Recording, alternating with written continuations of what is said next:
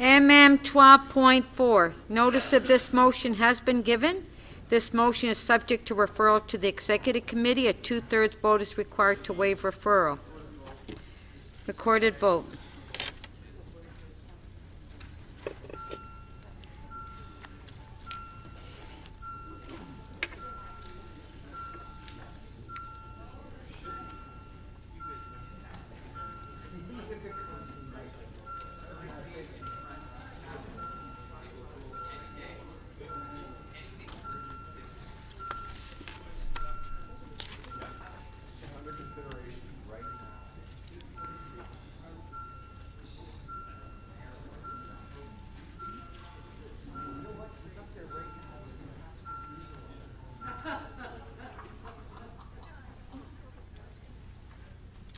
The motion to waive referral carries 30-7.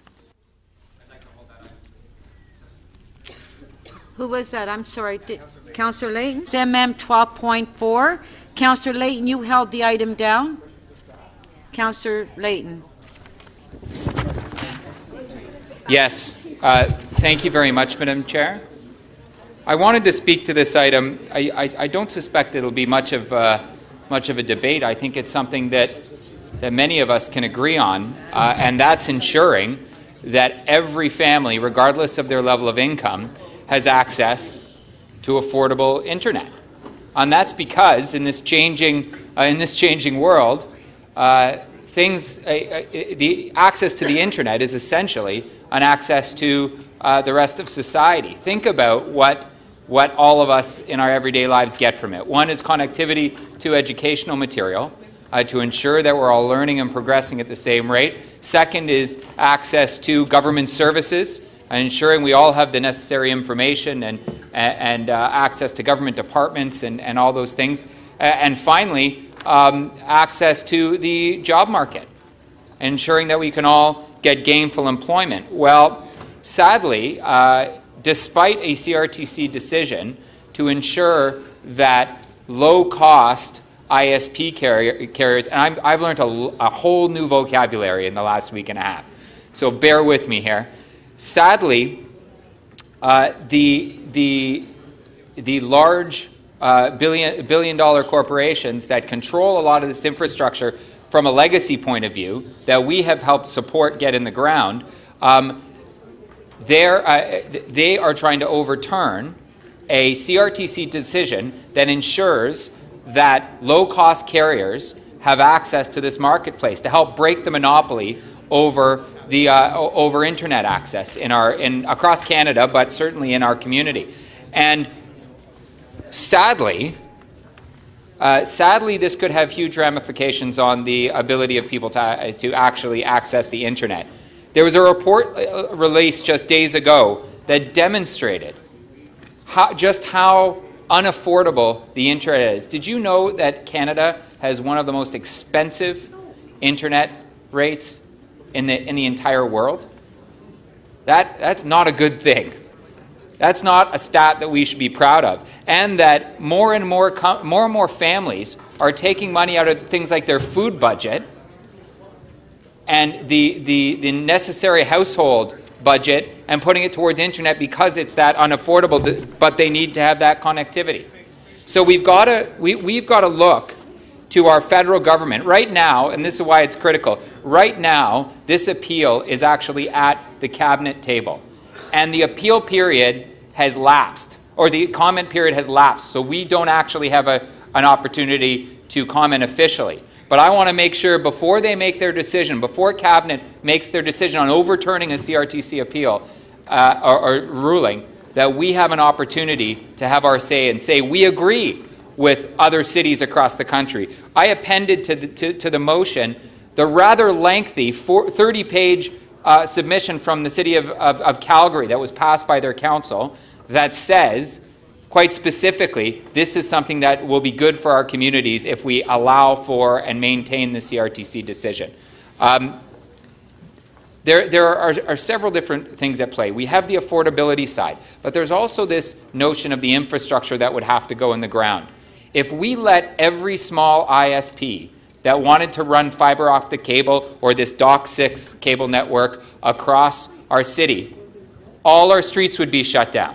Those utility cuts that we have to get into every year, and I'll make a note that only these telecom companies have a right to break that moratorium after we get new concrete and new sidewalks. Only these companies do. If we make them all run lines, we're not only going to be dumping a whole lot of the Niagara escarpment into our streets year after year, there's going to be more traffic gridlock. There's going to be more little boxes at the side of sidewalks and streets, more lines running on poles, rather than simply coordinating the cooperation. And there's some arguments out there that say, well, these companies are making investments. Yes, on the public right-of-way. We're helping them do it. We're facilitating them to do this. We are contributing. They should also contribute. And the CRTC hasn't said those large companies can't make any money off this. They have clearly said that they have to give a wholesale rate, but that wholesale rate can include a profit to the company. And these companies are all doing these upgrades. We need to make sure that the smaller ISPs, those up-and-coming businesses, have a level playing field so that we break this monopoly of the large carriers and ensure that we have affordable access to the internet for all members, all families in our community. We're trying to bridge a digital divide that exists in our city and in our country, and it's going to start right here with ensuring that there's fairness in the marketplace for all the carriers. Thank you very much.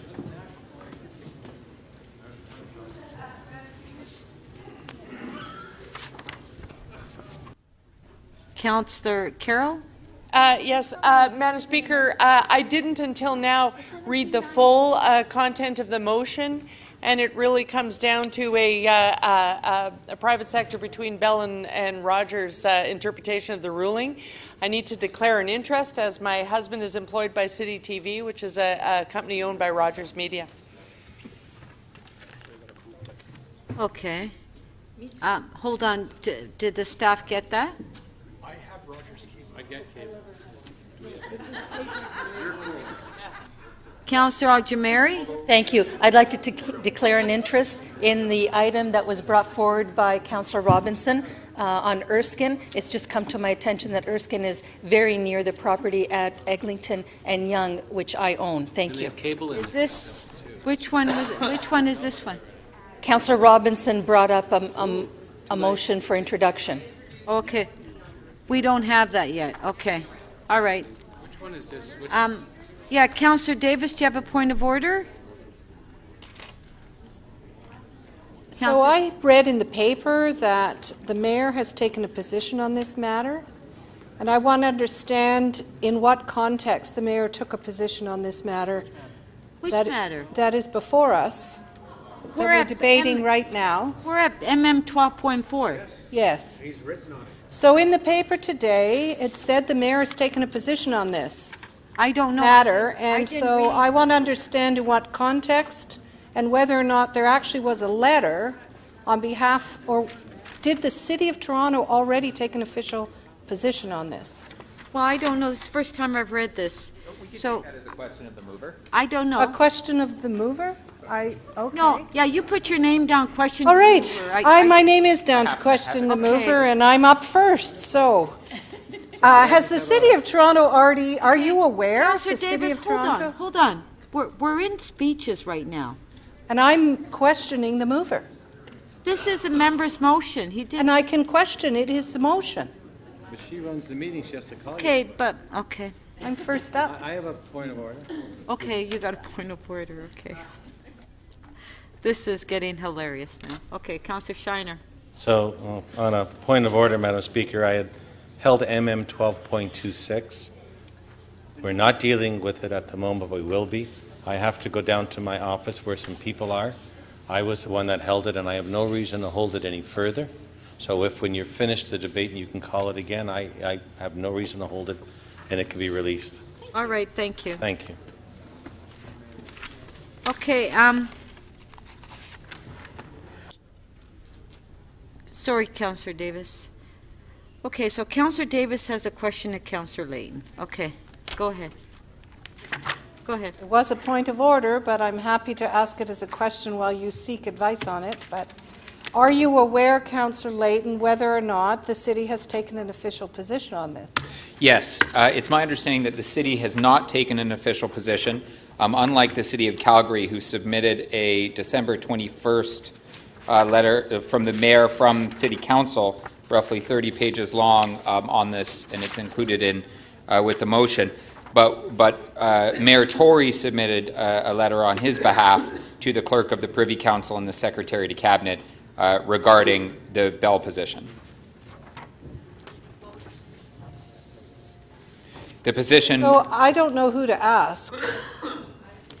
Don't know either. And I would like to ask the city solicitor if that constitutes the position of this corporation.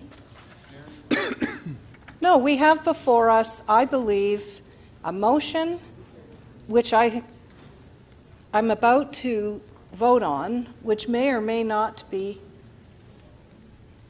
in conflict with a position that's been taken on our behalf already by the Mayor. I have no knowledge of this matter either. I don't know in what capacity the letter was written, whether it was in a personal capacity. Certainly this was not considered by council. Hold it down, okay? Okay, let's hold it down so we can figure out who can answer these questions. Thank you. And Councillor Ainslie and Councillor Cressy, you can speak later, or did you want to speak now? Okay, we'll hold it down. Let's continue. MM 12.4, and Councillor Davis, you had some questions. I believe we have staff here to answer the questions now. Where are they? Yes. Okay, just one sec, Councillor Davis. There you go. Okay.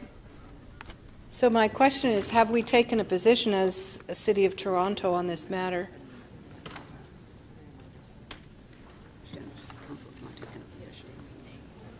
Madam Clerk, I don't believe City Council has taken a position on this. Okay, so it's properly before us, and whatever communications the Mayor communicated, it was not on behalf of the City of Toronto? Is that?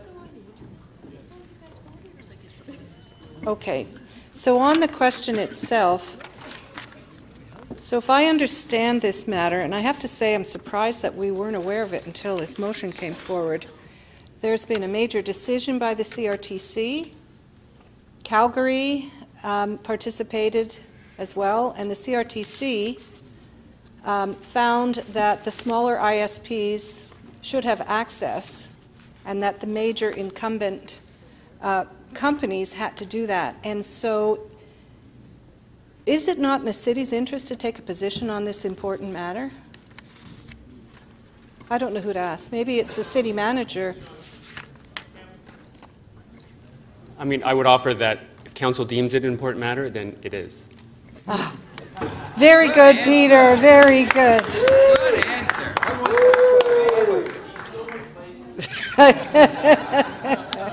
We love you, Peter.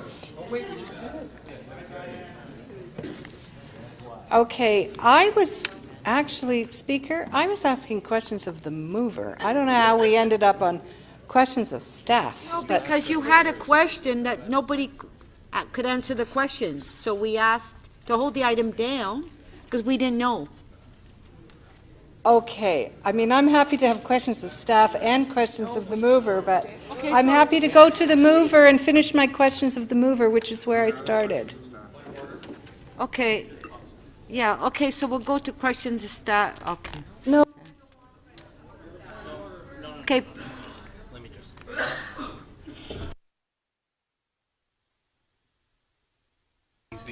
Okay, so questions to staff include the questions to the mover of the motion.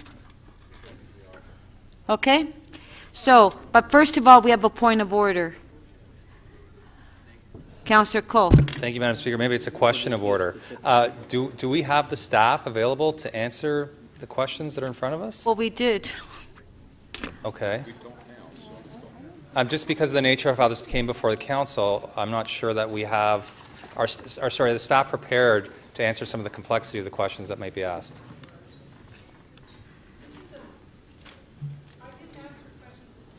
But I may have, and other council members might have. No, we didn't. No, we didn't. No, we didn't.